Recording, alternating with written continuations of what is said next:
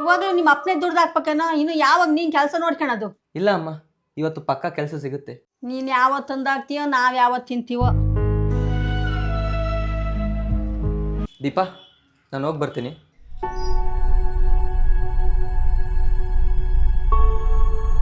ರೀ, ನೀರು ತಗೊಳ್ಳಿ.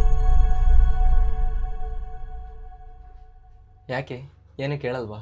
ಸರಿ, ಏನಾಯ್ತು ನೀವೇ ಹೇಳಿ. ದೀಪಾ, ಸದ್ಯಕ್ಕೆ ಕೆಲಸ ಸಿಗೋ ಡೌಟು, ಅದಕ್ಕೆ ನಾನೊಂದು ನಿರ್ಧಾರಕ್ಕೆ ಬಂದಿದ್ದೀನಿ. ಏನದು? ಸ್ವಂತಕ್ಕೆ ನಾನೇ ಒಂದು ಹೋಟೆಲ್ ಬಿಸ್ನೆಸ್ ಸ್ಟಾರ್ಟ್ ಮಾಡೋಣ ಅಂತ.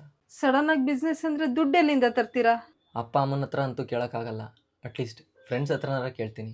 ಅಲ್ಲ ರೀ, ಅವರೆಲ್ಲ ಕೊಡ್ತಾರಾ? ನನ್ನ ಹತ್ರ ಬೇರೆ ದಾರಿ ಇಲ್ಲ ದೀಪಾ. ಹಾ ಅತ್ತೆ, ಬಂದೆ. ಯಾಕೋ ಅಷ್ಟೊಂದು ಡಲ್ ಆಗಿದ್ದಾನ ಅವನು?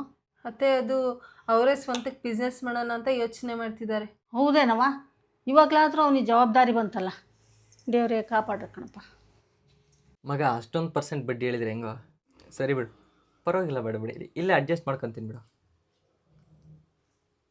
ರೀ, ದುಡ್ಡೆಲ್ಲಾದರೂ ಅಡ್ಜಸ್ಟ್ ಆಯ್ತಾ? ಇಲ್ಲ ದೀಪಾ.